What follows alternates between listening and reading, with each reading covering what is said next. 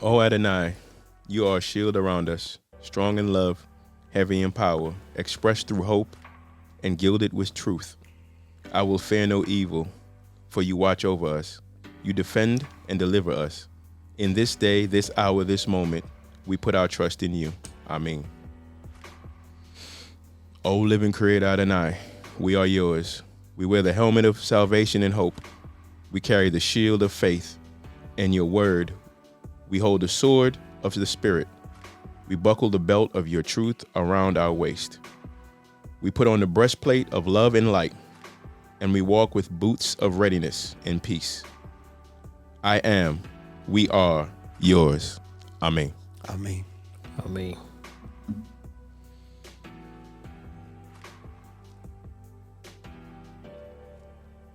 Heavenly Father, clear our hearts, our minds. Allow us to be channels of your will. Remove any ego and allow your presence to flow through us. Negate any negativity and allow those to receive us in love and in light. May your will be done in us and through us, so be it. Amen. So be it.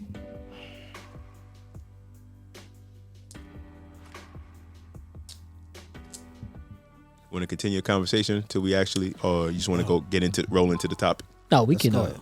we can continue the conversation from what I was saying, but I think that we can I think we got a lot of good opportunity to make some positive changes. If that's what we're gonna be about. That's Right. what we doing there, like let's do it. I agree. I- Just don't want to be one of, Sika, let me cut you off. Yeah, go ahead. Just don't want to be one of, a group or anyone it's a lot of people out here talking the good talk. That's all. It's a lot of people out here talking the good talk. Right. Hey, you know what I'm saying? Or doing it for self Doing it for self, right? or what have you. So, yeah, man. So shalom, shalom, Shabbat shalom. shalom, shalom, Shalom, Shabbat Mark. shalom. Shalom, brethren, family. Love and light. Ishbakah. Yeah, So man. much love. Got a good discussion lined up for today. And I want to say this might be the last one on the spheres of influence Is too. it 7? Yeah, I think we covered it because we did like two episodes, so that was like 4. Then we did one 2 last week, and then we did this one, which is the politics. Because we already touched on the religion, family, Art, media, right, media, entertainment, entertainment, and government, politics. government. Right, We talked about. Only thing we didn't touch on was economics. economics. Yeah. Okay. Which will be this one. Economic, business, faith, belief, education, family. Did we do family? Yeah, did family family? was the first Yeah, one. that was Wow. basically about one of the first ones. That was the first I one. think family, Yeah, we did. family and like religion was kind of like intertwined. So Right. So, Education? Did we do education? we No. did. I think we did. I think a lot of that Kind intertwined of with melded. Yeah, Okay. it did. All right. If family. anybody, whenever you watch this video, you could hit us in the DM and say, no, you missed one. Yeah. and Yeah, and also this week, to any of our family out there that's tuning in, we definitely want to welcome you in on the conversation. yes. So, if you got a comment, you want to chime in, put it in the DM, or we'll make it available for a little question and answer or something like that throughout the latter portion of the show. If you want to put your comments in on us, Right. and share your viewpoints, but that's what we want. Introduce yourself, young sir. Yes. I'm Malak bin Adonai, one of Yeah. the hosts. Kane. I'm Yazakar Ben Adonai. And I'm Kazak Yah Ben Adonai. And welcome. We are the Right. fourth principle. Fourth principle. Facts. So this week, as we get off into talking about economics, I'm gonna say off rip, this is probably one of the more sensitive topics in our community, because it's talking about wealth, money / currency, how we obtain these faculties you know, and how they either make or cripple the economy. Well, let me not Right. say economy, but the community. Excuse me. So what's y'all thoughts on the you know, the economic condition for our community? What part of the what like? Any part that comes to your mind, because there's gonna be so much that you can talk about with this. Wow. But any part that comes to your mind, because it's all relevant. So I know you did a lot of research on this. Do you understand the concept of when they say the dollar rotating in the community before it leaves the community? Do we Yeah. all understand that concept? But go ahead and break it down Right. for those that may not. I may not be the greatest to break it down, I think you but got I know we had you know, certain African American communities like, you know, Rosewood, Tulsa, Oklahoma. And I know it's a lot more than I could think of off the top of my head, where they said that the dollar in the community, meaning I go to a store that's owned by someone that looks like me, that lives in the community, that has relations with everybody in the community, and that same dollar will go get rotated, meaning it might get deposited in a bank. Right. Somebody might take a loan. Somebody may purchase more things with that same dollar. I forgot how many months they said it stayed in the community. Right. I think it It's was like not that over long. like up to a year, maybe 3 years. Yeah. Don't quote me on it. But what we're talking about is how the dollar rotates before it actually goes out and goes somewhere else throughout the Right. country, throughout, you know, another community, so on and so forth. I think that right now the state of that is null and void for our community. for our community. Gotcha. I mean, I'm sure there's communities out there that is still black-owned businesses, but in ratio to what I want to say foreign nationals or other ethnic groups that come over and get grants for businesses. And I just watched a video recently where it was an Asian woman, and she was saying that they don't get grants for businesses to open a business in like Caucasian or European neighborhoods. So what they do is they open them in a black neighborhood Right. or ethnic neighborhood. And of course, the money that they get, they take it home or they take it to their banks in their communities, and then it rotates that way. So immediately, once that money is spent in their business, whether it be a hair shop, Nail convenience store, Right. whatever business that is that they have, The little they ones, take that. I tell you, man. It's all good. Yeah, man. Yeah. But that's it in a nutshell. Yeah. I think it influences our neighborhoods or our communities.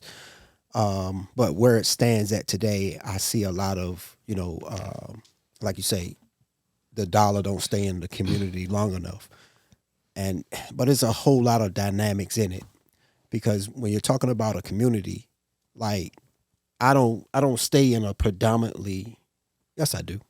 I kind of do stay in a Yeah. predominantly what they would call African American community. But there are also some other racial people Ethnicities, in right, ethnicities in there. But a lot of problem when we're talking about urban Right. now, I would say a lot of us have dispersed out. So I was just thinking that. so once we dispersed out amongst, you know, other neighborhoods or going out to the suburbs or going out into the country, but there's a lot of, you know, African everywhere. Americans. We're out there, but we don't have little stores there like we used to. Right. You know, now you bring in the big corporations of like Walmart and stuff like that. That kind of diminishes a lot of the Convenience stores. Yeah, the little convenience stores and stuff like that. And then on top of it, it's like it affects the bottom line of the community, because the community isn't unified Right. in keeping the money in the neighborhood Right. or in the community. But the buying power raises annually. Right.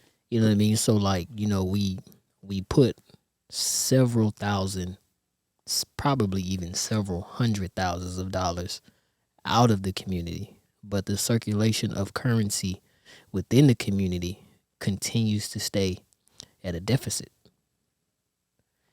Mhm.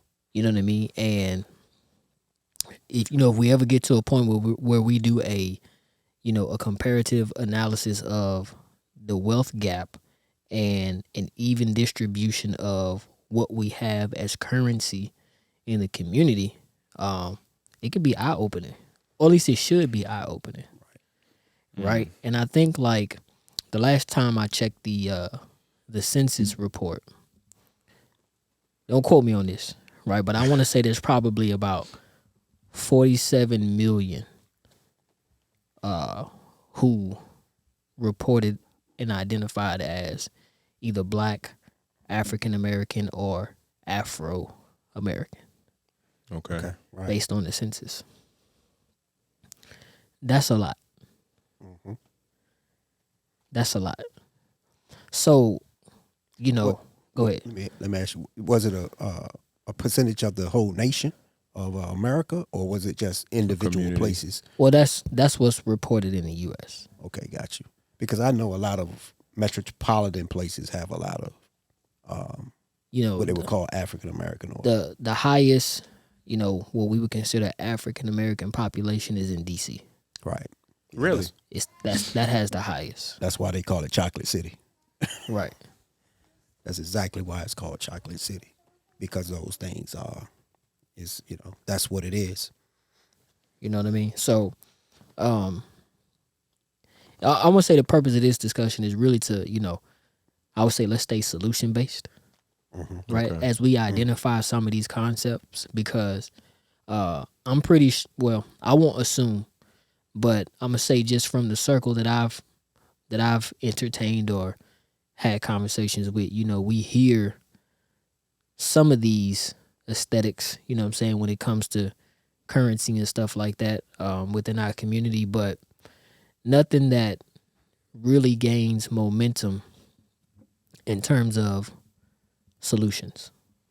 Okay. But we're definitely going to be bringing up some Yes. issue. Okay. Yes. So Yes. that being said, let's talk about like capitalism, Okay, which let's is go. which is I would like to say the type of economics that is utilized in the U.S. or the West, right? Okay. This part of the West. First and foremost, I'm not saying all, but a lot of people was bought here as a form of capitalism. Mm-hmm. The transatlantic slave trade and things of that nature. And it starts there. Right. You know what I mean? A lot of your banks and entities were formed based on taking out insurance policies on chattel slavery and cargo. Right. So when you look at the dynamics, those slave owners or shareholders, however you look at it, they already had a head start on what we consider what leads up to modern day capitalism or the economic structure of the U.S. Mm-hmm. So when you fast forward a couple hundred years, and we have, Jim Crow and different things, let me back up a little bit. The abolishment, quote unquote, the abolishment of slavery. You had African Americans that went and started certain communities, right? Mm-hmm. And at the same time, you still had those who didn't know how to get out there and have, if you want to say, economic IQ. Right. So they went back to plantations as, was it sharecropping? Right. Sharecropping, so on and so forth.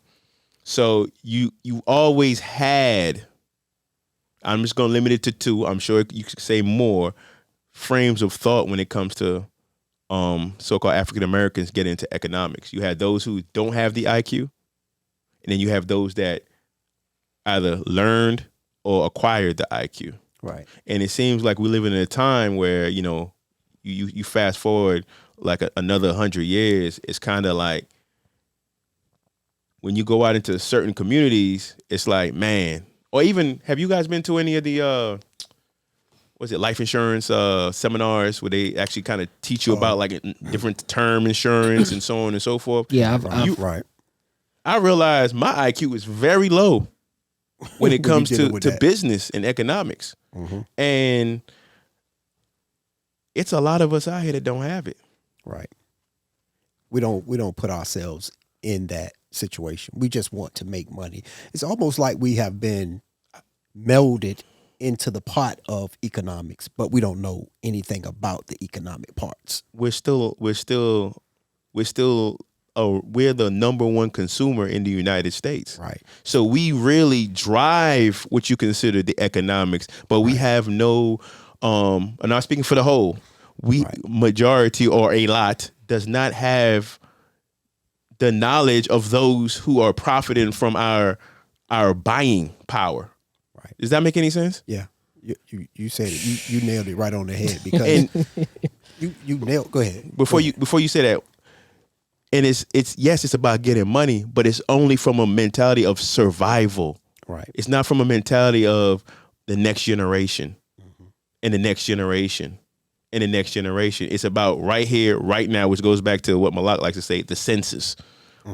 Instant gratification. Right. But Now, when you saying, certain things like that, we would probably teach it's all about now versus what's in the future. right. So it's kind of like It's a paradox. It's a paradox, yeah. So you can take that way and say, okay, well, I'm a save up or get these life insurance policies, Right. or what have you, and so my descendants can have some when I'm gone, Right. right? But we will always say, live in the moment, live in the moment, live Right. in the moment, Be present. be present, not in the future. So, but like you say, it's a paradoxical thing because when you're looking at, when you're influenced by certain things that you see out in the structure where you live at, you don't see these things. You don't see African Americans getting wealth by life insurance policies or Owning property. We own property. I'm gonna tell you what happens. We own property, and then when it's transferred to someone else after that person dies, they want to sell it real fast. Because they don't have the IQ to know what Right. that property is really worth than a quick spin. Right, because they're living in the now moment, which Right. we probably teach. But I will say this though, in that if you're gonna sell the property, at least create something for your family to live in the moment and afterwards, Right. after the moment. Right. You know what I'm saying? So I've seen it. I see it all the time when, people pass, they get these homes or inherit these homes. The first thing they do is go, I don't want they this. would I don't want it, or I'm gonna sell it, I'm gonna do this. Not understanding the wealth of property. The wealth of property is one of the basic economical things you can do is own property. Because land acquisition. because you can do so much with that property. Yeah. You can plant whatever you want on the property. Depends on where it's at. Now you can put animals on that property that can bring you things back in. But then you got the thing, well, who's going out there and farm this land? A lot of us don't want to go out there and farm no more. But you can rent it. You But can rent a out. plot. Right. You can rent it out to somebody that's gonna do these things or what have you and get that money acquired to do things. Right. Make the land work for you. Let it work for you. You could put a range on your land if you got a good amount of acres Right. away from, Exactly. Or you can just rent the property out. Right. Especially if it's a home on it. If it's a home on it, go ahead and just rent that property out. Now, a lot of people say, well, I don't want to do that because people come in and tear it up. Oh, well, you just fix it up when they leave. Continue on doing it. And then the next thing you know is inherited into the company, into the family as economical structure in your family. Right. No matter if it's here and the now moment, but when it comes in the future, it's the now moment for that Right. person to continue it on instead of getting it and selling it off to somebody. Right. I've seen. I went through. I say this. I went through this last year, but we end up getting property, but we didn't sell the property. Mm-hmm. My sister moved in to the property, right, and I took her property. She didn't Okay. work, you know, she moved into this other property and I just took her property and just rent the property out. So it Got won't it. be out of the family family. structure. Right. So when if something happens to me and my sister or whatever, it can fall down to our children. Right. Or my sisters and my brother's children. Right. But see, then you get somebody that's thinking they left out. That's why there's something called a trust. And a trust, a trust is an Come on. agreement or something that you sign up to say that these parties have to agree as a collective to release Right. whatever the that trust is entailing. Right. And oh man, because I want to go. I want to go on that and go back down. I'm going to go down to South Carolina to the Gullah Geechee people Okay. because they own that property down there, and they had that trust within their system. Right. And it ain't written down, but it's in the system saying no. Everybody has to agree to sell this property if it's one whole family. But then you get those, since it's not written down, now somebody can come in and say, no, I'm selling this without talking to other family members, which I think I watched a story about that. It happened Exactly. in that same. exactly, that's when you get to, I think it's a golf course down there now where a lot of, Caucasians living on it now, golf course down there, and they done bought the property from somebody else that was deemed inheritance to the Gullah Geechee people. Right. Or their family, or whoever family structure that is. You know what I'm saying? It's different family structures down there that own this type of this land, or this land. And you don't supposed to get rid of it because that was the community Community property. way. Right. It's community property, right? It's community property. Yo, what are you doing? Right.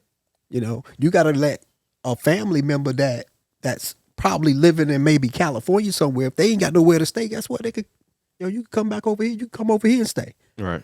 Especially especially with these inflated home prices right now in the market. Yeah. Yeah. Properties is going to be it is very essential to have property right now. Bruh. Not even that. You talk about insurance. Then you got taxes on top of that. And don't let I don't even want to talk about. But the insurance that went up. Yeah. Mine's went up. And I'm like, you got to be kidding me. I mean, well, for that, for that subdivision of parcel, you know what I'm saying, like that, And it's gonna do that based Right. on how they project the value to Exactly. either increase or rebuild it. decrease. You know what I'm saying, as time goes out. Yeah. And it's like, where you're at is. Correct me if I'm wrong, but I think that's probably the largest parcel of land. You know what I'm saying, in Hampton Roads, Suffolk. Right. Yeah, they have a lot of property out there. So, but all of that goes inside of the economics. No, I got you. You know, I mean, that's land acquisition is one facet of maintaining. Slika. Well, I don't think there's anything we can do about it. The volume's low. They're saying the volume's low. Yeah, I went over there and I turned it up a little bit, but I think it just might be. Just the connection. Yeah, I do apologize for that. Yeah. right. I mean, if it's low, fam, we Catch us on YouTube. we always record it on another different device and we put it up on YouTube, and also on our Spotify. And you can catch it there. Right now, unfortunately, we just got to deal with what we got to deal with Facebook, this Facebook thing. So, Yeah, but you could, if you always on this channel or we putting stuff out on Facebook, you can always see that we dropping the videos, and And they're a lot clearer. yeah. but yeah, man, land acquisition is I would say that should probably be a foundational step in continuing the economic strategy, right? And then I think the next thing is Investment. yeah, that and understanding the public policy that surrounds land acquisition. Well, enlighten us, brother. That's pretty. That can be pretty in depth, and there's a lot of legal terms in that. And I don't offer legal advice. Got it. You know what I'm saying? So maybe in another show we could go into that, but there is a lot that surrounds land acquisition. Right. Yeah, it does. It's a lot. But I think we're gonna touch on it a little bit more. Okay. So let me ask you this, okay? Yeah. Here's another hot one. When people talk about like reparations. Right. Well, man, I'm kind of like in the middle of that. You know what I'm saying? I take the middle ground on it. And why I say I take the middle ground on it is because you see reparations going out to other ethnicities or people other than what they would call African American people. Mm-hmm. You know what I'm saying? You even got reparations for people who lost their slaves, and they got reparations. You know what I'm saying? So it's, to me, I'm in the middle. I'm for it, but if we don't get it, I'm not worried about it because I gotta keep moving how I move. I say this: if you believe in any kind of blessings or cursings or whatever, I take the high road and go with the blessings. I don't subscribe to no curses or nothing. I don't subscribe to that stuff. I don't know what that is. I only get blessings. Now anybody else may call it a curse or what have you, but I don't look at it like that. It's just a learning process of what you got to go through. So it can't be that. It has to be love on the other side. Let me explain this and how my thinking is. It's nothing but love. Mm-hmm. No matter how it comes down the pipeline, there is nothing but love. You may feel a certain way, or you may, it may not feel good to you, but it's still love. It's love all in the situation. So I deal with the higher ends on the spectrum of blessings. I don't deal with none of that other stuff. I ain't cursed on nothing. What's up? What you got?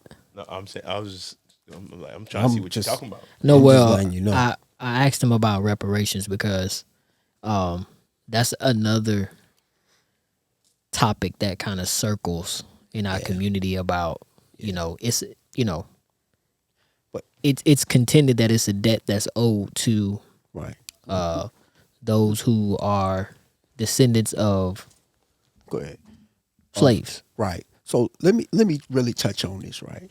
Because a lot of people, we may not understand certain things because we're in a place of somebody telling us something that this is what happened. So who's gonna get these reparations? You know how many African American people that's here? Well, that's part of the discussion. You know what I'm saying? The discussion Right. is just like, well, how would you allocate reparations and to whom? Right. So there's I'll give you an example. Mm-hmm. There's a book by what's the guy's name? William Darty. He's a professor, and the book is called From Here to Equality. And basically what he talks about in that book is, he discusses, the contents of reparations, how it relates to slavery, perhaps a plan about, how you would identify and divvy that out, so on and so forth. And I think one thing that was mentioned in it is like, you would have had to have identified as a Black, African American, or Afro American for at least a decade. And then another part of it that he mentioned to put you in line for something like that is that you would have to show an indication that you are a descendant of a slave, right? And therefore, you could potentially identify as a candidate, if you will, for reparations. Right. I think that if we were to do something like that, you know, one suggestion that I've come across is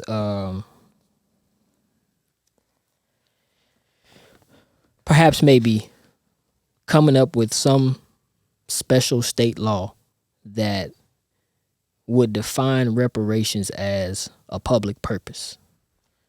Right? So what that means is that you have a flow of currency that doesn't violate or pose injury because of foul play. So for an example, right, you had brothers and sisters that were misusing unemployment, and therefore they cut themselves off from it. You had brothers and sisters that was trapping off of PPP loans, right? And they did things like that, and it messed them up. And now, as a result, right, they no longer can use those funds, right? They're documented as pretty much just not being able to be trusted with a program like that. Right. And when we've established a history of misappropriating certain programs or our use of certain programs, right? You can't then turn around and just be like, see, you know, such and such don't let us do nothing. They, you know, it's like, well, I'm not worried about what they did or what they're not doing. What were you doing? Right. You know what I'm saying? Because how long are we going to blame everybody else for why we're not doing or why our condition is not changing? If it's available, right? Why don't you just follow the rules that kind of govern that program? If you don't like the program, you know, use your influence to amend the policy. Right. That's what people do. Or get another program or start up another program. Something to that measure. Right. Let me, because I want to go back really deep, dive deep on that reparation. Go So ahead. a lot of people don't understand that some people that was called African Americans at the time had African American slaves. Should I say that again? So when you're talking about reparations, do they family get it too? Maybe if they was freedmen. You know what I'm saying? So do they get it also? Do they family get it? And how many people are there? And like you were saying, just to go back into, if you do get a reparation type thing, I'd rather for you to put it back in to the urban style communities versus somebody getting this and somebody getting that. Because if you get these reparations, guess where they're gonna go? Back into the other people's pockets, because the dollar don't stay that far in our We communities. established that. Yeah.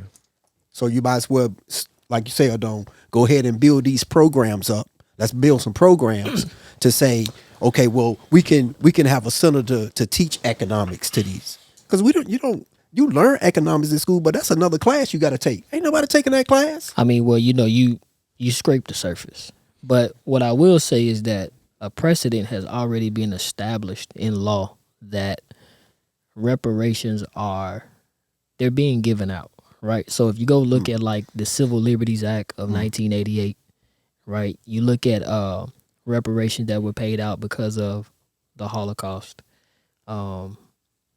Different things have happened. I have a question. Go Was ahead. it a monetary thing? It was a Or monetary. was it like a, you know, like some people say, you know, no taxes, or it was just straight a cash payment? It was monetary. Okay. Right. It was monetary, and then there are portions of that sustain certain functionalities within a community.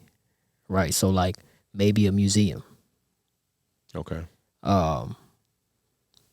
You know, too much to go into right now, right? But there were a lot of things that were established and fortified as a result of.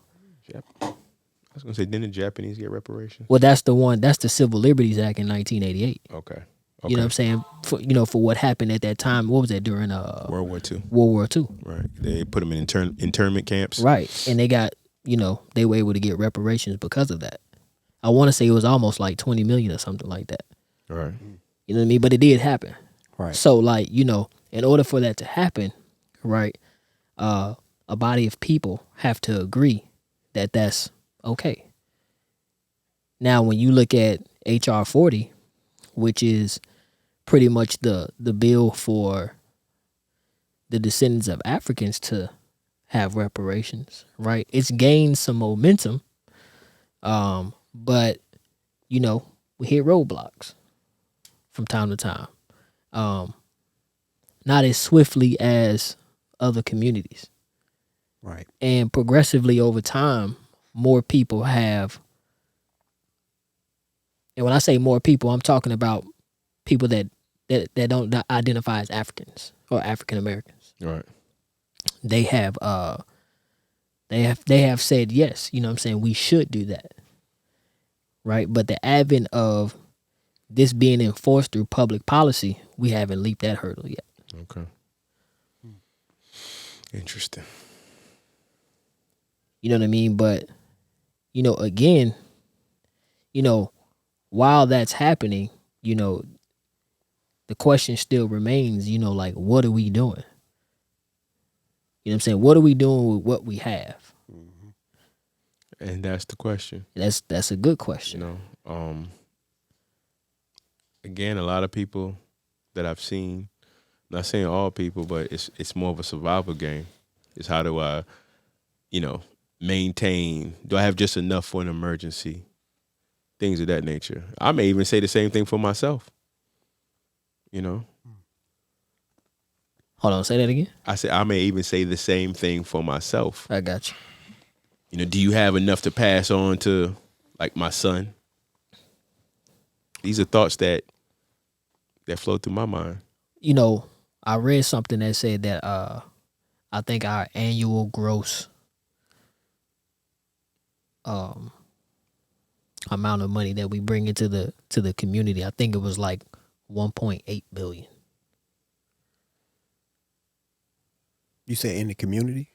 Yeah, like as far as like, you know, Into the household, like what you just as African American, you know, the African American community. Oh, okay. You know what I'm saying? Or maybe it was the amount that we output. It was one of those. It might be the output. It might be the output. But we put out so much money. You know, you think about Michael Jordan's which one is it? The ones, the red and black ones? Yeah, the Chicago's. The Chicago's. I seen that shoe selling for like over $350,000. So let's go to the psychology behind it. Yeah. I'm not a psychologist, but you're talking about people that we're in a country that over the time spent here, you were looked at as less than human. Mm-hmm. You know, was it the Constitution 3/5 of a man? All these things you've been looked down upon. You've been told that you weren't anything. You know what I mean? At least that's the narrative. It's not my narrative. It's just the narrative. And you think that plays on, you know, when you look at the old minstrels and the old shows, or yes sir, or no sir, yes sir, master, I don't know knows better. Right. You know what I mean? The blackface, all of this. And I'm not saying this to bring up any hatred. We gonna talk real. That's what was thought of the so-called African American / Negro back in the 1920s and 30s and so on and so forth. That was the norm. You see what I'm saying? And I'm not mad. I can't be mad because I'm here. That was how it was then, and things have evolved in different ways, shapes, and forms. But that was the thought. So you look at things that we think of as high price or expensive. To the person that's getting it, it brings them a sense of I did it. A value. I did it. It's bringing an external value or bringing a perception of as opposed to the land acquisition. Land acquisition, properties, right? So for an example, right, William T. Sherman during the time of the Civil War, right? He and obviously, you know, we had brothers. Come see. His guy right here. William Tecumseh Sherman. Yeah, and obviously we had brothers that fought in the Civil War for the reasons that they fought for. Right. Every war. Facts.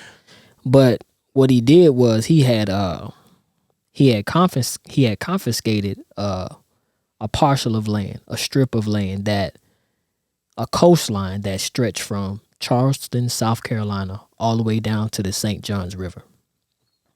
But if you look this up, it's Special Order Number 15. And what he did was he was going to appropriate that land to the newly freed blacks. And I think the last time I looked at the estimation, that was probably like well over 400,000 acres of land. Right. And this is where that concept of 40 acres and a mule and all those kind of stuff, that's what it's rooted in. Okay. Okay. Now, there's a strong psychological fact with that, right? You can discern his intentions and say whatever it is that you want to say, right? But what I see with that is that in some shape, form, or fashion, he knew that in order for these people to do what it was that we were doing, right? Wasn't trying to give them money, wasn't trying to give them intangibles, right? It was the parcel of land, right? Because with that, you know what I'm saying, what could that do?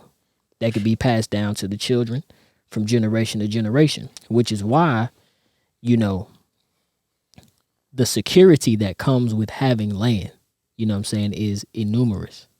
Food, clothing, and shelter. Everything, the basic necessities of life are taken care of because of that. Or it can be. Now, Andrew Johnson comes and he vetoes that propagation and says, no, we're going to give it back to the quote unquote original owners. Right. And this would this be considered the Southern, the Southern that fought in the Civil War? Yes. Okay. Confederacy. Right. So we know off rip. I mean, that is a magnanimous example of why, you know what I'm saying, like why land has the value that it has. Right. And why we should, perhaps get a staple in understanding the importance of having land. Right. The shoes is not going. The shoes go where, I mean, a lot of times they call sneaker heads. They get the shoe, may wear it, maybe. But they put it in a box. Now I'm not going to knock them 100% because, I was a collector of shoes at one point in time, of action figures, things, comic books, all different types of things, and these things do accrue value.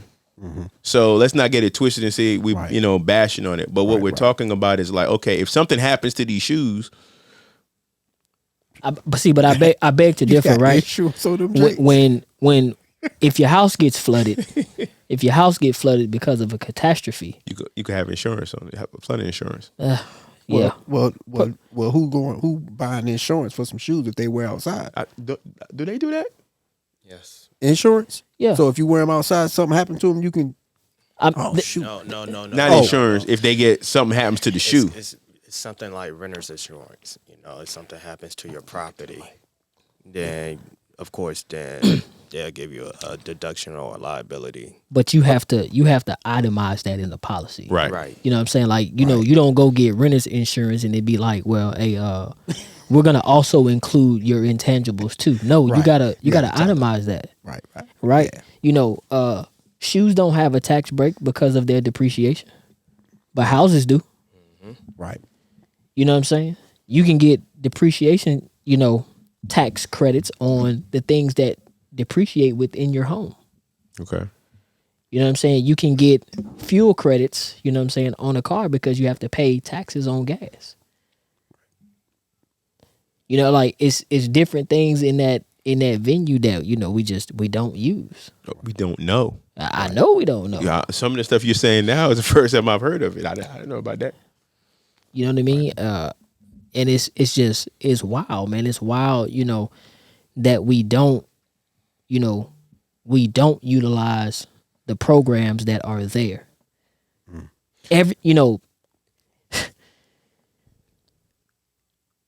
private entities, right? They're well versed on the policy about how things work. So what? I mean, of course, education. What's the solution?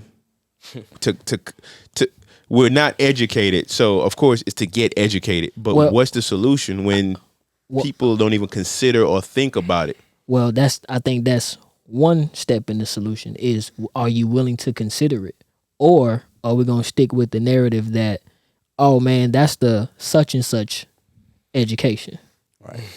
That's his education. Right. It's like, no. The blame game. It's like, no, brother. It's like, that's just what the policy is. It's man. just education. That's all it is. Why does it have to be somebody else's education? Right. And sometimes you don't even have to indulge yourself in the economics, because you can always go out and get some property and just live on the land. If that's what you want to do, burn candles for your lights. Get you know, if you want to go out and work for a little bit and get you some solar panels, do that. Farm your land. You ain't got to go buy no food. You farming your land. You got little animals. You don't have to take part in a whole bunch of that stuff. Because if you look at a lot of these entities that live in the forest, You they talking ain't about worrying about no money. the people that's off the grid? Yeah, they ain't worrying about no money. You know, like, no, I'm talking about like tribes, like South American tribes. They ain't worrying about no what kind of economic. Would you bring some money? What you want me to do with that? You take $100 over there and give them that. They're gonna look at you, bro. What you want me to do with that? Burn it? Because they're gonna throw it in the fire. Oh, we can. Hey, we can. We You can know, do this. it's things that we should understand, man. Like, you know, we should develop a fundamental knowledge in truth in lending. We should develop a fundamental knowledge in, you know, Fair Debt Practices and Collections Act. You know what I'm saying? We should develop a fundamental knowledge in consumer rights. You know what I'm saying? Things that are appropriated to, like, they are there. You just have to take the time to read it. Is these things that you name, are they anything that you could touch on what they are? Because you just named some things, and I don't know if the viewers even know what these names mean, or if you understand what I'm saying. I do. It's just like me saying things. I'm just saying some stuff. I know Denzel's. I mean, I can, but so for an example, right? The Truth in Lending Act, what that does is that protects you against people running game on you. Okay. Okay.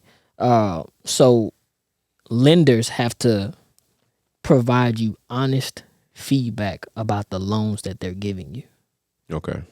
You understand what I'm saying? So, like, a lot of times things are itemized through 7 days, 10 days, 30 days, so on and so forth. Right. And when we fail to, you know, ask, or we don't know, and we're silent about some things, we generally accept the terms that are not disclosed.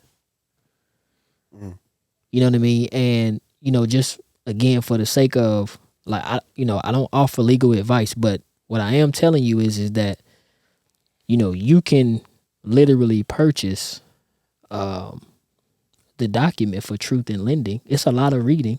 It's very boring, right? But it does give you the details about how consumer transactions are supposed to take place. Right? So that's why they tell you things like, you know, this call may be recorded Right. or this call is taking place on a recorded line. Right. XYZ ABC. Do you accept? Right. And when you say yes, and you don't know what they're talking about, you know, you invite everything that comes with that. That's the same as if you get an app. Yeah. Yeah. You know, you get an app and it has the app agreement. I'm not reading all this, and you just click on accept. Right. So when something happens, you may not know, but you've already accepted all the. You've already Right. accepted the terms. Right. You know what I'm saying? But that's just one example. You follow what I'm saying? Right. You know, like another example, like, you know, with the Fair Debt, you know, Practices and Collections Act, right? You know, I want to say this year or maybe it was last year, but, you know, medical bills that were under $500, they're no longer reported on your credit report. You understand what I'm saying? So it's, oh, you got something on it, Denzel? Yeah, because that goes into the fair debt practice that you were talking about. Like, even if you have a debt that's in collections, right, and it goes to a different creditor, it's no longer your debt. Right. It's theirs. It's theirs. So some people would say, don't pay those people because you don't have to. It's in the fair debt practice. Like, it's in that law, unless you're a person with like values instilled in you, like, I'm a man of my word, I got to pay this back, And I I want to echo in on that right there, right? Because what happens is a lot of people is they not being honest. Accountability again. You know what I'm saying? It's like you want the benefits of the protection of the law, but like you owe the dude $10. Right. Give Caesar what's his. Right. It's It's a ebb and a you want to be one way. right. You like I'm not gonna. I don't want to be a part of this system or whatever the case may be. But you gotta pay your taxes, man. And if a debt cannot be substantiated within 30 days, right? By law, it has to be removed from your credit report. You understand what I'm saying? So like that's why you got to go through it. You got to look and make sure that all the account numbers are good. Your name is spelled correctly. They got the right addresses, and the amounts are correct, because a lot of times creditors don't update the accounting info on these reports, and they stay on your report for years. Right. That's why you got to go through, and it's called attention to detail. Right. You know what I'm saying? And you actually can ask these people, hey, can you just provide the most recent and up-to-date information, the original contract that you have concerning this account? Don't quote me on those words, right? But that's just about what an inquiry can say. Okay. There's a lot of, and they gotta produce it, and you want everything in writing. Right. Because when somebody wants something from you, they get it in writing. You mean I got to write? I mean, I'm just saying what I've Scribe. But again, man, like all this stuff falls in the financial literacy piece. Right. Right? It's all the stuff that we don't take the time to do. So you think about like how much time we put into several other topics. Like entertainment. Sure. Right?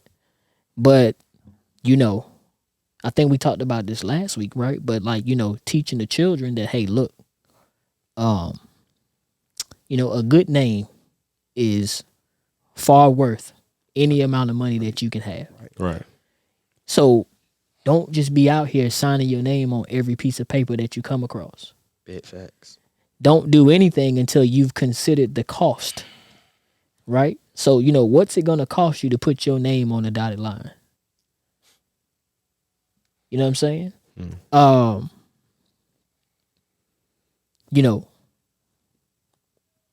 list goes on and on and on and on. And also, credit is another way of the intangible way of looking at your name. Yeah. What's this name is? What's the history attached to this name when it comes to finances? Does this person pay things on time or not, early, or just late? Right. Or not? And we ain't telling nobody not to pay your bills. No, I'm not gonna tell nobody not to pay their bills. Go ahead, pay that. That's now, be accountable. Yeah. Now, when it goes to these collections agencies, we're saying that no, you don't have to pay them. You can go back to whoever you owe or you think you owe, and just pay them, and then your account will come current with them if that's the case. And then if they put it on your credit report, then they post it, like you say, he supposed to take it off within a certain amount of time. But it's like, if we want to, excuse me, maybe we don't have a formal school, right? But when we at the dinner table, right, let's make it a topic of discussion. Yeah. But most of the time we ain't at the dinner table. You know what I'm saying? Stuff like that. I mean, but that comes back down to family structure. It does, right? And I think we all could, benefit from a reevaluation of, the family structure and like what that's supposed to look like. You know what I'm Right. saying? Because, a lot of parents are complaining about what children are learning in school. Right? But we're not necessarily sole proprietors in what the education should look like. Right. And if financial stability is something, or economic strategies are something that's important to you, we got to learn them. That's just as good as passing down the land itself. Right. Teach a man to fish. Right. Yeah. I want to go back into the land aspect and the black community, and how to build the wealth as well. There's this book called The Color of Money. Okay. Bring it out. Bring it out, Adone. This book definitely enlightens well, let me give you the whole title: The Color of Money, the wealth gap between whites and blacks. Okay. This book definitely enlightens the history of blacks trying to get out of the rut that they were in. At times, it was very inane, vaporous. However, the lessons that was often spoke about during those times or that book was, hey, in order for us to get to where we want to go, you have to have land. Okay. Not only do you have to have land, you also have to have black banks. Okay. Frederick Douglass was one of the leaders or the president of the black banks. And it started to go down into the generation through Booker T. Washington and others. There were a lot of strongholds there that stopped the blacks as well. Civil rights, Jim Crow, different things of that nature. Even then, they still prevailed. When we started to prevail, we had 3 cities that was really big. We had Washington, D.C., North Carolina, Chicago, and Oklahoma. So that's 4.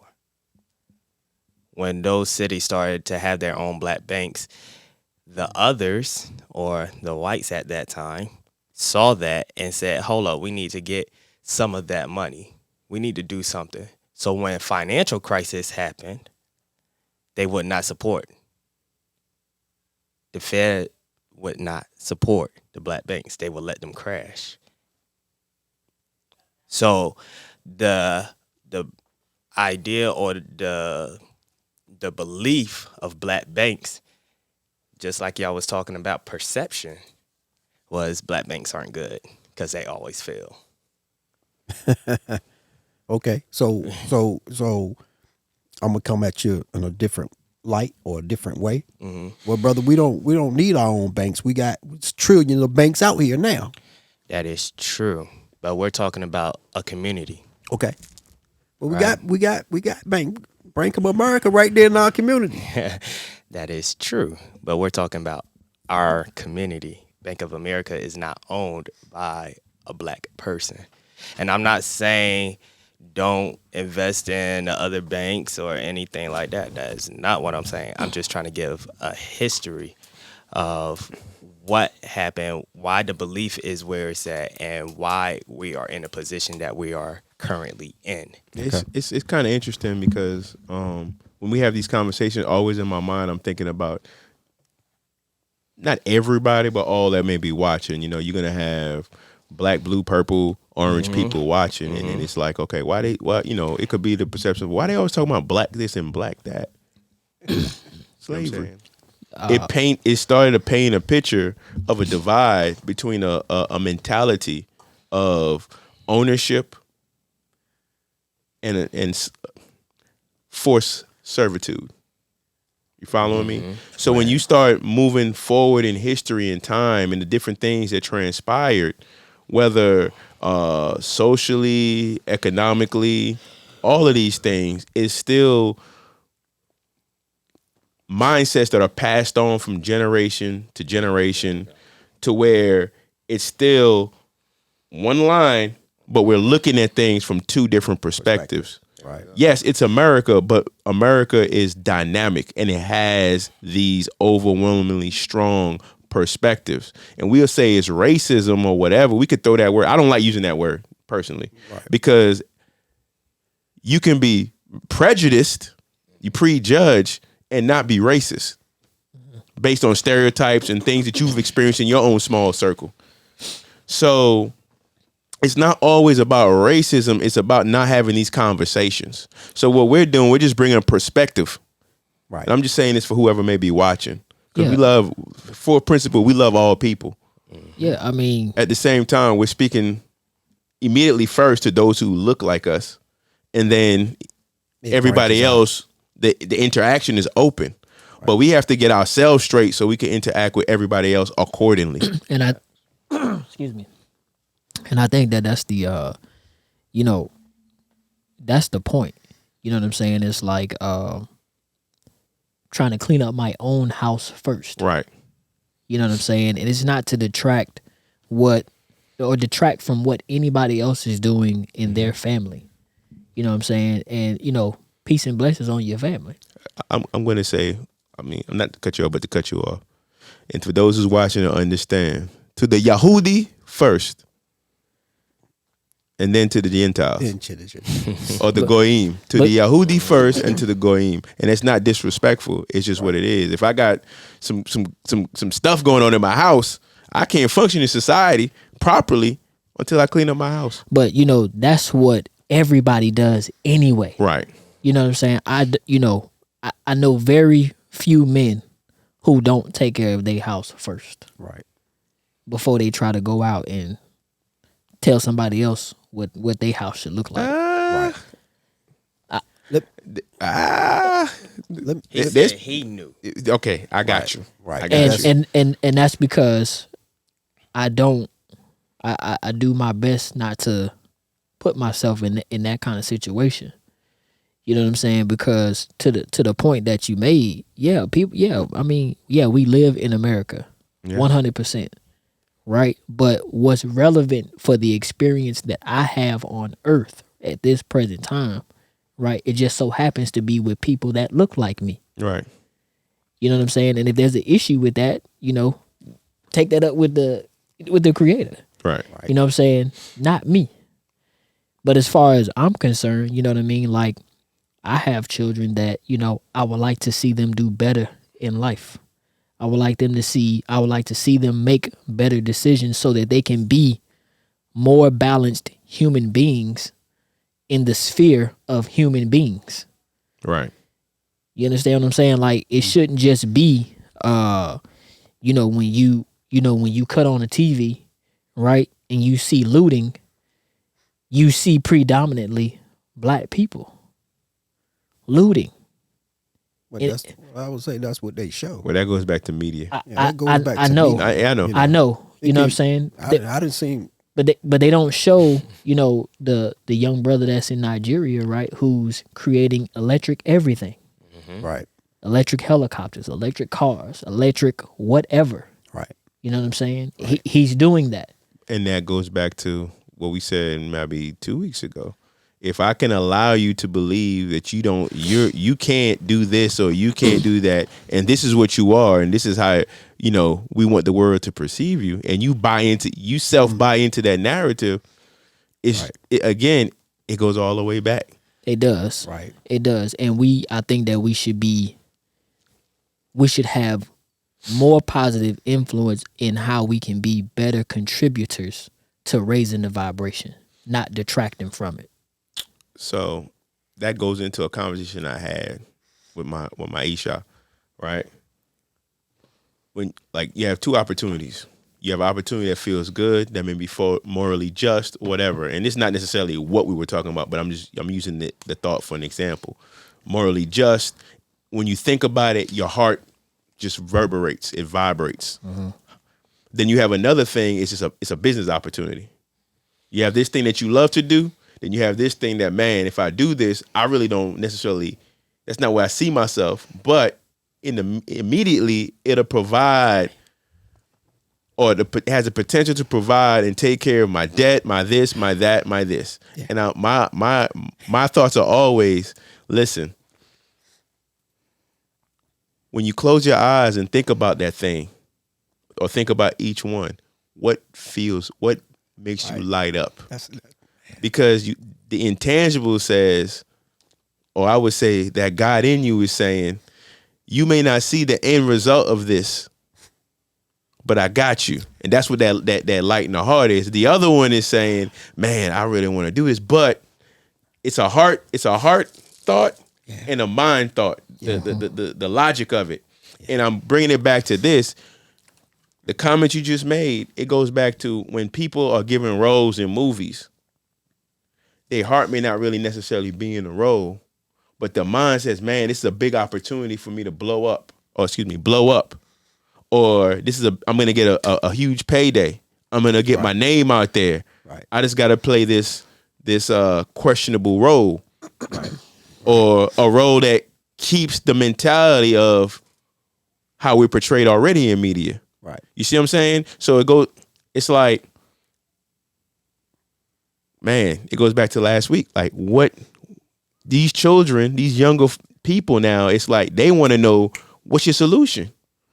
Yeah. Y'all talking about financial this and financial that. Well, what's your solution to me doing it the right way, or the best way, or the way for the highest good, versus that way that may be frowned upon that's quick? Right. And you know what? This is going to go back to the family dynamic and bringing back the mother-father education in the home. Balancing it out. You know what I'm saying? Because it's like, yo, yeah, that's fast, that's quick, right?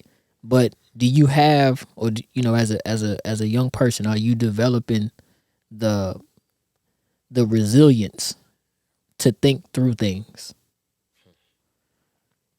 Because to think through something takes resilience.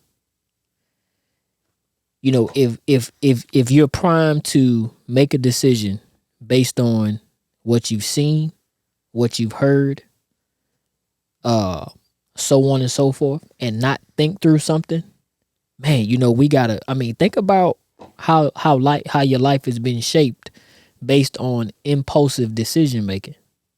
Right. You know what I'm saying? And it's like, it goes all the way. It's as minute as, okay, I'm engaging with this person, right? What effects is this going to have on me and potentially those that are around me, right, at the end of this conversation? Such and such is doing whatever it is that they doing over there, and it looks good. It's fast, right? But does that align with the foundation that I've been brought up with?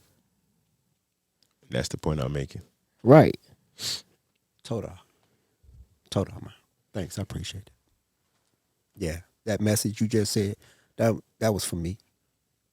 It might be, I mean, that interaction with your Isha, that message for me too.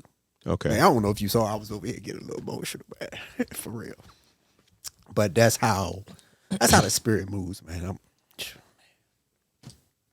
Speak on it, if you can. It's like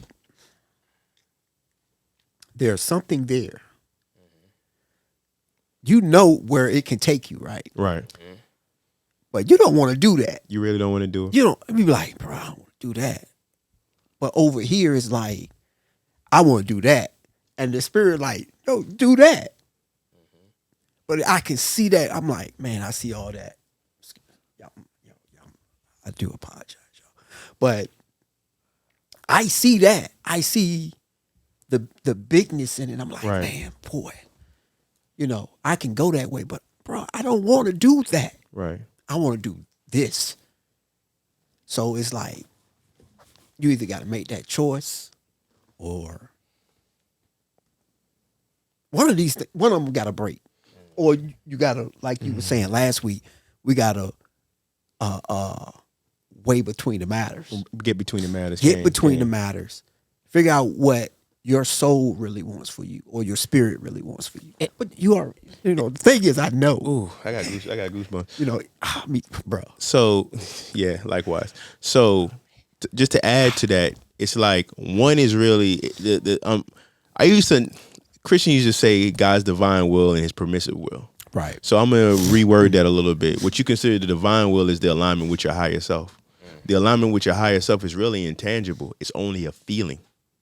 You feel like, man, when I think about this thing, it lights me up. Right. You see what I'm saying? I feel like I'm floating. I Right. enjoy doing this. But Right. then the other thing, you feel kind of 50-50, but you see logically, it's like, man, you could calculate it. You can look at it and like you could even almost touch it because it looks so good because it's right there. But that feeling thing, you don't know. You don't know. You Right. just have to have faith. But And hold on. And that faith will take you a lot farther, but you don't know because you have to walk in that faith. So what happens is a lot of people, God's will, it's always guaranteed. You got to take the leap of faith and walk in it. And the other one, which is the permissive will, which is your lower self or your lower consciousness, it's 50-50. It can go good. It can go just the way you picture it. Right. And at the same time, it could go completely the other way. Right. But at the end of the day, it's your choice. It's your decision. You choose to experience this or you choose to experience that. And that's what's going on with us as a community economically. You can't blame nobody. Right. You can go back to slavery. You can sit there and say, 40 acres and a mule. You can go into your religious text and say, nothing's going to happen until the Messiah comes back and liberate us out of this. What's the work you doing while you here? What chapter and verse is that, man? When he's standing out, Moshe standing out before the sea. And he's saying something. Exodus. Don't quote Come me on on. it, but Go ahead. the creator asked him, he's like, hey man, like, what's in your hand? Right. Right. Why are you calling on me? Why you calling? If you can find that for me, man, because I mean, Why you calling on me? You got the power. this being a staple in my personal foundation, right? Like I find myself revisiting this all the time. You know what I mean? Because Exodus 4:14. yeah, what it say? Wait, hold on, that might not be it, but it's in Exodus 4. Exodus 4:2. Bear with us, family. No, it's all good. I mean, but you get the point, man. You get the point. It's like, what's in your hand? Okay, that's earlier. 4:2 is when he was going before the Pharaoh. 14 and 16. I gotta go to the actual. It's okay. Yeah, we could edit this. I mean, somebody could keep looking, but I Exodus mean, 4:2, and the Lord said unto him, "What is That's that in thy hand?" That's when he went to Pharaoh. That's a different one. That's not what he's looking for. I know what you're looking for. the one when he was at the Red Sea. Yes. By the yeah, 40. he and this is like, you have the staff, like, lift it up and make it happen. Exodus 14 and 15. What is that? Okay, and I say it as it's written in the King James Bible. And the Lord said unto, wait, hold on, let me go back. Let me go back to 14 and 13. And Moses said unto the people, fear ye not, stand still, and see the salvation of the Lord. Whoa. So let me. Can I echo in Go on ahead, something? man. So whenever you find yourself in the 50-50, Be still. Right? Don't do a whole lot because you're not you may not perceive correctly. Right. You know what I'm saying? You might be intaking a whole lot of symbols, right, that you got to discern through. So just take a moment. Take a breath. Breathe. And just chill. Relax. Just chill. Right. But yeah, go ahead. I'm going to start over. Yeah, read 14 and 13. And Moses said unto the people, fear ye not, stand still and see the salvation of the Lord, which he will show you or show to you today. For the Egyptians whom you have seen today, you shall see them again no more forever. And the Lord said, shall fight for you, and ye shall hold your peace. And the Lord said unto Moses, wherefore criest thou unto me? Why are you crying to me? Speak unto the children of Israel or Israel that they go forward, but lift thou up thy rod or your rod and stretch out thine hand over the sea and divide it. And the children of Israel shall go on dry ground through the midst of the sea. And I'll stop there. Listen, you can look at it as literal, and that's fine. But everything that has a literal understanding or interpretation has a spiritual interpretation. And right here, people say, well, when you know, some people say God parted the Red Sea, but God partitioned his power unto Moses. You understand what I'm saying? Come on. You have that same God force within you. Whoever is looking, whoever is watching, everyone has the same God force, the same portion of God force in them. You just have to wake up to it and utilize it. Because whether you're asleep or awake, you're using it based on your choices. There's no one outside of yourself to blame for any conditions that you have. And I know people are getting mad and upset, and that's okay. I'm okay. I'm here to say it the way I see it. Take that same rod, take your same power of manifestation that you have within you. That's a new age term, I know, but it means the same thing as it is meant in the old days. And believe in yourself. Go do what you need to do so you can do what you love and want to do. You know what? I heard Ice Cube say something like a couple of days ago. He was like, do not complain about anything you don't have because of the work you didn't put in. Right. Say it again. He said, do not complain about anything that you don't have because of the work you didn't put in. Right. There isn't anything that we're going to do that doesn't require your attention and your work to get it done. That's just, you know, it's not going to just fall out the sky. Right? When you had to learn how to tie your shoe, you had to go through sets and reps to get the shoe tied. Right. Did you not? Yeah. You had to go through, you failed a couple times. You almost got it a few times, and then you got it. And you got it. And then it was nothing. Now you can take it and you can teach somebody else how to tie their shoe. You do it with your eyes closed. Facts. So, you know, the concept is there. You know, I think that we can benefit from, let's begin to detach ourselves from always blaming somebody else. It's crippling. Yes. Before you said that, the thought that just kept playing in my head is like, you know, we can't do this because the system set up this way and that way and this way. And I'm not saying it's not, but I do know when you start looking at status and all these different things, I'm not going to get into that right here. It's things that it's still in place for you to utilize. Why not utilize them? Because the minute you say, well, it's already set up to where if I go try, somebody's going to block me. Right. You have given power. You took your power and give it over to that belief and made it true by your inaction. That's how it works. Right. That's because Bro. the giants in the land, brother. Brother, Yeah. the don't get me started system on isn't that. out for a black man, or this isn't for this, or it's stacked against me. I know somebody that tried this and tried that. I said, how do you know that's gonna happen for you? Come on.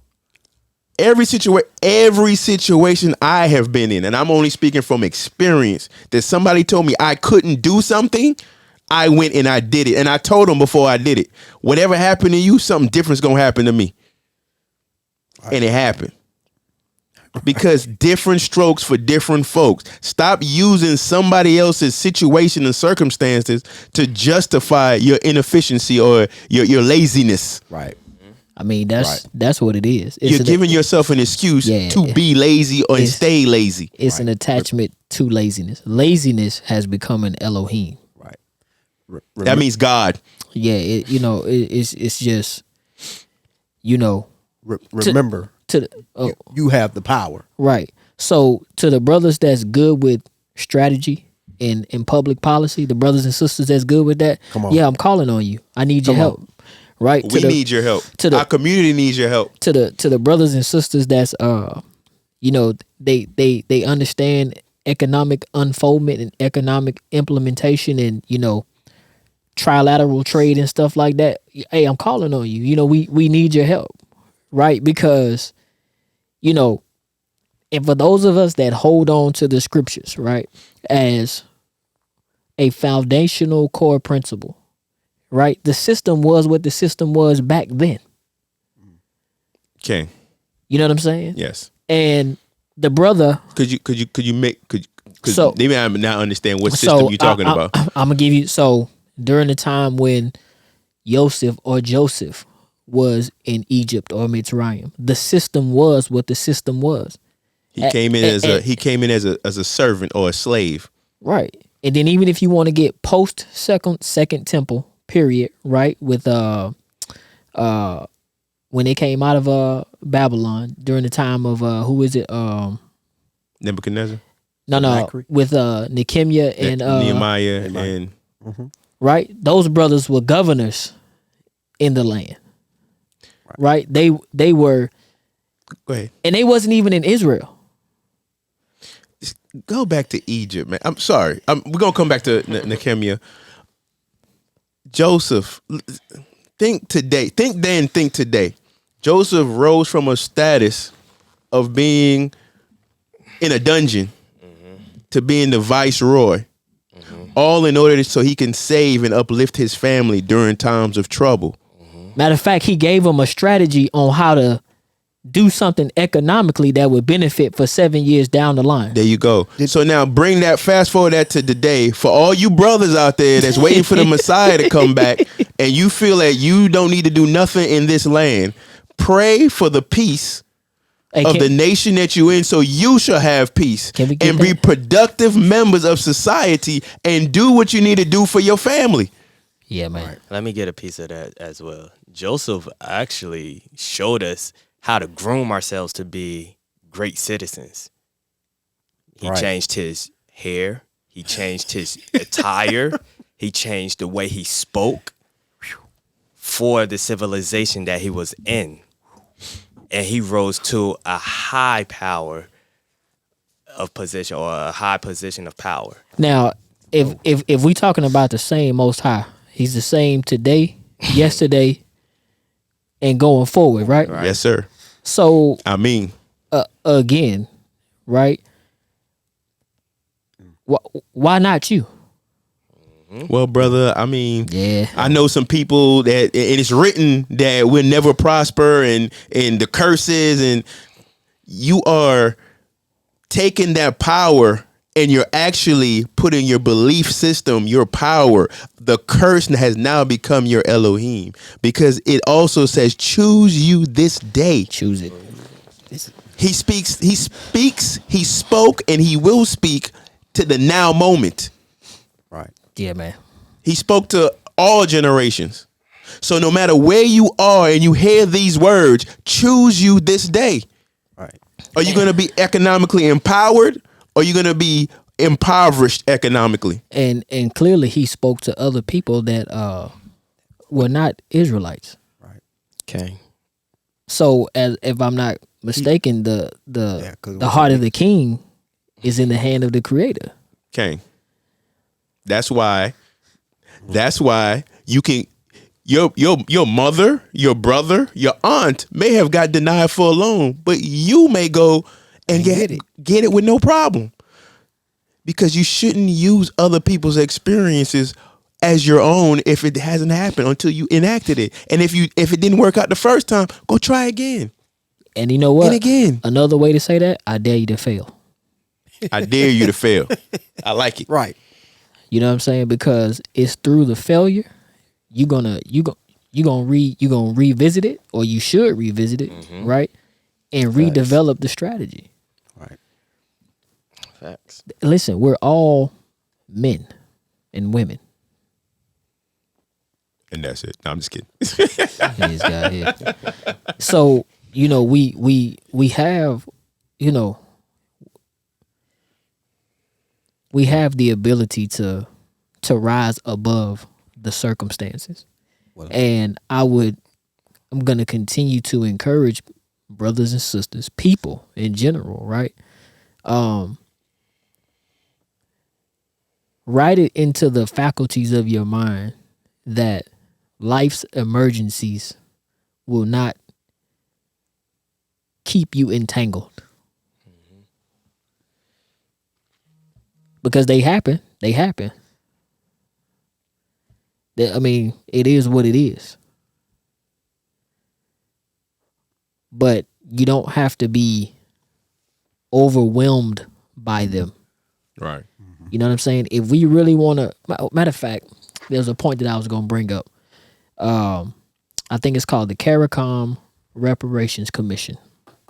This is a group of brothers and sisters in the islands who actually have a 10-point plan. You know what I'm saying? And I'll call it an economic strategy. And, you know, in which how they would impart something like reparations, if you will, amongst the community. I think we could benefit from, or we should get involved in discussions like that. Leave the debates alone because they're not changing nothing. It's just Bunch of people ego. going back and forth, egos going back and forth about a bunch of opinions. You know what I'm saying? Like, you don't, you know, It's entertainment. it is, right? But it's not, it's something to keep us busy. You know what I'm saying? Like, if you look at stuff like that, look at I wonder what the ratings are for members of our community who tune into stuff like that. I ain't saying it's good or bad, right? But if we want to change in circumstances, you know, I got to look at where we putting our attention. Our attention is on the beef. It's not on the solution. Yeah. You know what I'm saying? It's not. We have a very, very small percentage of people, right, who see value in orchestrating different avenues of change. Complaint numbers are up, though. Always. You know, we got stadiums full of complainers. Cheering it on. And, you know, that's just straight up. Now, I want to, I don't have anything against anybody getting reparations. Not at all. I wouldn't mind having some of it either myself. I ain't no joke. Well, if we take the story of Yosef didn't ask for reparations. He took the reparations. He moved in and out of Egypt like he owned it. And once he began to own it, he had reparations for everybody, for the whole country. So because you're saying everybody came to Egypt to survive. So that power that was allotted, by moving the heart of Pharaoh, and the power that pretty much was allotted to Joseph through the Creator, through the proxy of Pharaoh, he was able to move freely and help his family. And help his family. Help his people. Right. You see what I'm saying? And with ahead. The reparations. He didn't say, no, y'all gonna give me reparations because y'all had me down in the cell. dungeon. Right. He didn't say that. He just went in, he moved. And just be that. Carry yourself as such. Abraham didn't say, look, I'm Abraham the Hebrew. He just was. Now, I don't remember that line when he went to the children of Keth and acquired the land of Machpelah. land acquisition for 2-3 generations down the line. They said, we'll give it to you. We'll give it to you. Nah, I'm going to pay for it. And right. I'm going to pay for it. Come on. You know what I'm saying? That was the custom of Abraham. No, don't give it to me. I will pay you for what you're giving me. Right. Let it not be said that a Message. man made Abraham rich. Say it again. Let it not be said that a man made Abraham rich. So, we have several examples that we can hold on to, right? Just like there's other examples of, well, no, I can't do it. We can't cross over. It's giants over there. Right. You see both manners of thinking, right, in that. But at the same time, you also see it in those experiences that are very close to us, too, that we live with in the here and in the now. Right. So, again, what, y'all, we want to do it. We want to move forward. We want to speak so that we move forward. Or do we want to keep going back? And to whoever's watching, I know what that scripture is with Melchizedek. I'm using it to make a point. Sometimes we could speak to make points and not just be like picking it's got to be the word and the line. We're making points. For the here and now, we're making points. So. Oh, yeah. Yeah. yeah, you had to think about that, right? You got to say it as it's written. Yeah, it's all good, man. I feel you. Okay. But yeah, that's the fourth principle take on economics. Right? Empower yourselves, brothers and sisters. Empower your children. Empower your family. You have the power to make a change. Right. You do. You are the change. You are the change. Be that. Indeed. We got any. I mean, a lot of the comments were earlier. Marlon was on. Let me see. Marlon. Brother Marlon. Marlon, what's up, man? They were talking about, that's when they were talking about the volume. But Marlon said, financial literacy in general is lacking. Various trusts, life insurance as a financial vehicle, real estate in its various applications to build wealth, compound interest in stocks, etc. Okay. Yeah. Thank you, Brother Marlon. Appreciate you watching, taking the time out. Yeah. Oops. I don't know why this on my heart, but it's going to take time. I don't know who needed to hear that, but it's not going to happen overnight. It's going to take time. Right. Whatever position or power you're trying to get to, it's going to take time, work, and dedication. All right. Shout out to Sister Kia. Kia said, true indeed, brother. The concept of financial freedom is lost. And the thought of saving now to live well later has gone away since social media. Thank you for that opinion, sister. I'm going to say shout out to Perspective. Yep. Julius. Julius. Yeah, shout out. Shabbat Shalom, brother. Shabbat Shalom. We have Ashriel Naftali was watching. Shabbat Shalom. Shabbat Shalom. Thank you for watching. You could have been anywhere in the world, but you're here with us. And yeah, that was it for the comments. All right, cool. Yeah, man. Yeah. So it was great, man. Yeah, it was good talks. Good talks. Yeah. I think we finished up with the 7 spheres of influences, man. And the man that suggested was here for like two episodes. two episodes, two parts of the episode. So he's here for like an episode. We had fun though. It was Yeah, fun. it was fun. Actually, it was really informative. Yes. If you really go look at the full spreads on the videos, you can get a lot more out of it. I know we put them up 15-minute sections, but if you look at the podcast section of the especially on YouTube, you see the podcast section, hit the podcast, and that'll give you the whole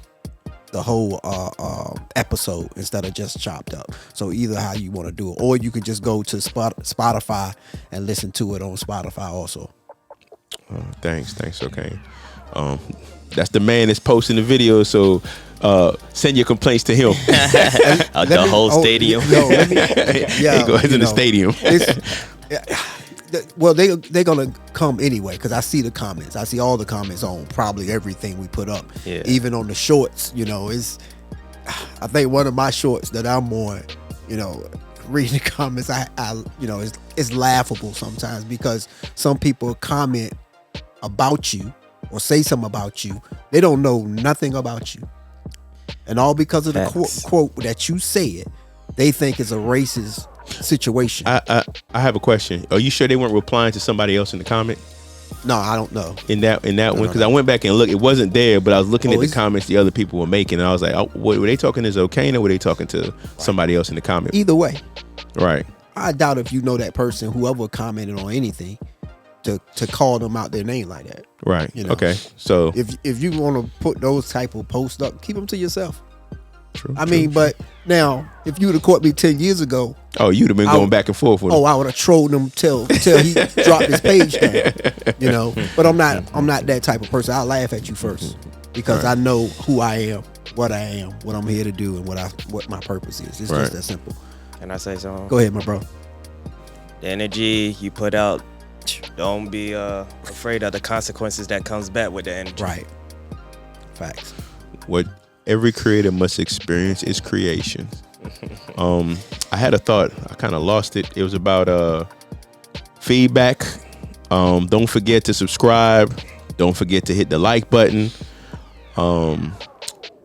We're always here to have interactions with those who are watching. If you have comments and you want us to get back to you, let us know. We can have a dialogue. If I've offended anyone, I didn't mean to offend, but sometimes a little offense may touch a nerve to get you to get up and do something. When I say lazy, I'm only speaking to those who are lazy. So if you know you're not lazy, it shouldn't even affect you. And for those others who are on the other side of that, much love and light to everybody. Sorry, to everybody, but keep on doing what you're doing. Much love and light to all. Hey. Shalom. Shalom, shalom. Shalom, shalom. Peace, much love, and namaste.